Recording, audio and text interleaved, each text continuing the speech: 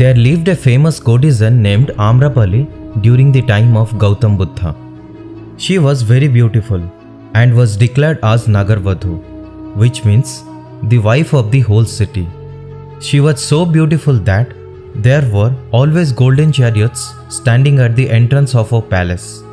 Even great kings had to wait to meet her. She was only a prostitute, but she had become so rich that she could buy kingdoms. But deep down she was suffering a lot. There was also a beautiful soul in that beautiful body which yearned for love. She may pretend to have a lot of love for her customers because she was being paid for it, but deep down she hated them because they were using her as an object but not respecting her as a human being. One day, as she stood on her terrace, she saw a young Buddhist monk living who had nothing, just a begging bowl, but had tremendous presence and awareness. When the young monk looked up, Amrapali was looking at him, and for the first time, love arose in her heart. The reason for this was that, as soon as the young monk saw Amrapali, he bowed down to her with deep respect. For the first time, someone had looked at her with respect. Somebody had given her the dignity of being a human being. She ran down, touched the feet of the monk and said, "Don't go anywhere else today. Be my guest and please accept my food." She also said, "Please don't say no to my invitation, as this is the first time I have given an invitation. I have been invited thousands of times by kings and emperors, but I have never invited anyone. Don't hurt me. This is my first invitation. Take your food with me." After this, the young monk agreed. After offering him food, Amrapali said, "After 3 days, the rainy season is going to begin, and I invite you to stay in my house for 4 months. In the coming 4 months, this palace should be your shelter. I won't ask anything. I won't bother you in any way. I will make everything as comfortable as possible for you." Buddhist monks do not move for 4 months when it is rainy season. Those 4 months they stay in one place where they can find shelter. The young monk replied and said, "I will ask my master. If he allows me, then I will come." Saying this, he left. Before the young monk could reach the assembly, monks who saw this rushed to Buddha and said, "Young monk has to be stopped. Amrapali has invited him to her house to live for 4 months. It is not right for a monk to stay in a prostitute's house for months." Buddha said to them, "Keep quiet, let him come." The young monk came and touched Buddha's feet and told him the whole story. He said, "A woman named Amrapali has invited me to her house. She asked me to stay in her house for 4 months. Every month we stay somewhere at someone's house for 4 months. I have told her that I will ask my master. That's why I am here. I will do whatever you say."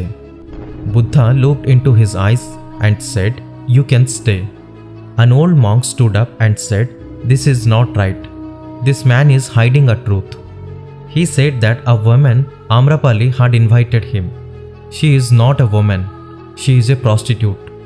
Gautama Buddha said, "I know, and because he has not used the word prostitute, I am allowing him to stay there. He has respect for her." Thousands of monks present there could not believe that Buddha would allow the young monk to stay in Amrapali's house. After 3 days, the young monk went to live with the Amrapali, and the other monks began to gossip. Buddha said to them, "You keep quiet. I trust my monk. I have seen in his eyes there was no desire. If a monk's meditation is deep, he will change Amrapali. And if his focus is not deep, then Amrapali may change him. It is now a question between meditation and physical attraction. Just wait for 4 months." Despite this, the disciples felt that Buddha was trusting too much. That monk is very young and Amrapali is very beautiful. Buddha is taking unnecessary risks. After 4 months, the young monk came back and touched Buddha's feet. Amrapali also came after him. the young monk told Buddha she is Amrapali. She wants to be initiated into the commune. I recommend her. She is a unique woman. Not only is she beautiful, she has a soul as pure as you can conceive. Amrapali touched Buddha's feet and said, I tried my best to seduce this young monk, but it was all in vain. Instead, he convinced me by awareness that real life is at your feet. I want to give all my possessions to your commune of monks. Later, Amrapali became one of the enlightened women among the Buddha's disciples. Buddha said to his commune, if you are afraid of being in the company of a prostitute, then that fear has nothing to do with the prostitute. That fear is coming from your own unconscious, because you have repressed your sexuality. If you are clean from within, all judgment disappears. If we see in our lives, we will find that in order to control the sexual thoughts arising in our mind, we must first eliminate the sexual desire.